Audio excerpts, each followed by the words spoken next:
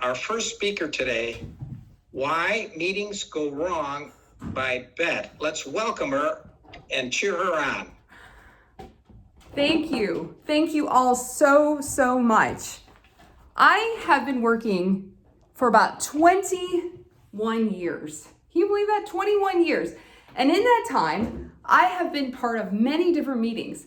In church, where I first started going to meetings as a small child, and then eventually at work, but also in improv and Toastmasters, also in my swing dancing community.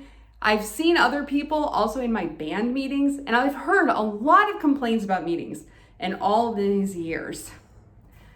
So I've been wondering, why do meetings go wrong? And I have some theories, some hypotheses that I want to share with you today. I think that there's three ways, or three reasons actually, that go wrong, that compound. Now, I was talking with a friend recently, and I asked him, how many bad meetings do you want to attend a week? He carefully considered, and then he told me, none? I think that's the right number. In fact, I want to start a global protest against boring meetings. #end boring meetings. So let's talk about the three reasons. And the third reason will shock you. Number one, we don't know why we meet. Number two, we don't know how to run a meeting. And number three, we have no self-respect. So let's get into it.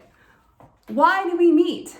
A lot of reasons come to mind. I actually did a scientifically valid poll on LinkedIn to find out why do we meet. There was a lot of very fantastic reasons to brainstorm, to come up with new ideas, to project plan. But the real reason that I think after 21 years of thinking about meetings is because we need to generate a feeling. Generating a feeling is extraordinarily difficult on a Google Doc. But you can definitely brainstorm, come up with a project plan easily, but only if you've come up with alignment. When you do a project kickoff meeting, you're coming with alignment around why you're doing the project. What is everyone going to do? How are we going to contribute? What are the values that we have? That alignment is very difficult to get without having a meeting. When I have a one-on-one with a colleague, with a boss, with a person working for me, I'm looking to see, do they feel blocked? Do they feel unmotivated? Do I need to help them? Are we on the same page?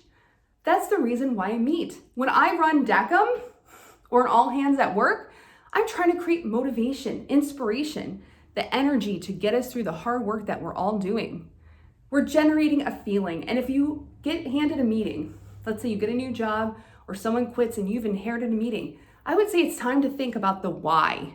Why are we meeting? And when you start with that, you can move to the how. So let's talk about how. How many of you, raise your hand, have gone to college and gotten a degree in running meetings? Let's see. I don't see any. Wait a second. Meetings are so important. How come there's no degrees in how to run a meeting? An MBA in how to run a meeting. Why is this not a thing, right? Meeting 101. Did you even go to any classes on how to run meetings? I still don't see any hands. And yet, how many meetings are we in a day? 5, 6? If we're lucky, only 4. So we're spending all our time in these meetings and there's no classes. In fact, when I started thinking about how much I care about meetings, I realized, is this even a thing? Like, do people care about meetings? When I talk to people, they sure are like, oh, I hate meetings. I just have to do them. Hello, this is a chance for us to bring brilliance. Humans are amazing. They have ideas. They have solutions. If we put them in a room, we could come up with any solution in the world. All we need to do is organize it properly and use people's time wisely. So how do we run meetings? The first time I became a Toastmaster, I realized how to run meetings. We have an agenda. We have a timer. All of these things help us stay on track and run a productive meeting. Bringing that skill back to my day job is what got me my first job as an architect, a software architect. It's just because I knew how to run great meetings. This is a thing, it's a skill, and you need to work on it and you need to practice. Join Toastmasters if you haven't already. Now let's talk about the third and the controversial one.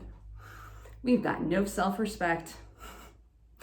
Okay, maybe you have self-respect, but I don't have any. I spent at least 15 to 17 years just going out of bad meetings and being like, that person was a bad person.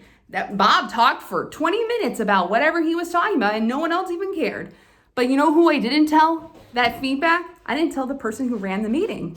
Instead, I complained to a coworker over coffee or something else, instead of going to them and using the evaluation form that we learn in Toastmasters.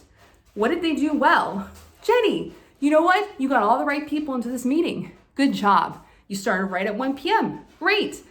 But I think that you could do even better if we put time limits on everyone. So, because I've noticed that Bob tends to take about 20 minutes in every single meeting going off and on his tangents. This kind of evaluation shows we care and have self-respect. So today I've given you the 3 reasons why meetings go wrong. Number 1, we don't know why we meet. It's a generative feeling. Number 2, we don't know how to meet. It's not a college class. Let's level up everyone. Everyone should join Toastmasters. And number 3, we have no self-respect. Self-respecting people don't go through life doing things they hate. Let's all have a little self-respect and figure out how to give feedback to the people running meetings in our lives on how they can improve. That way, next week, when we go to that meeting, we won't have to listen to Bob talk for 20 minutes. In fact, Bob could keep his ideas concise, and then the world will be a better place. So if you like this speech, please follow me on Instagram, on Facebook, on LinkedIn, and check out my blog, bettbolhofer.com/blogs to learn more. Thank you all so much and have a great day. Back to you.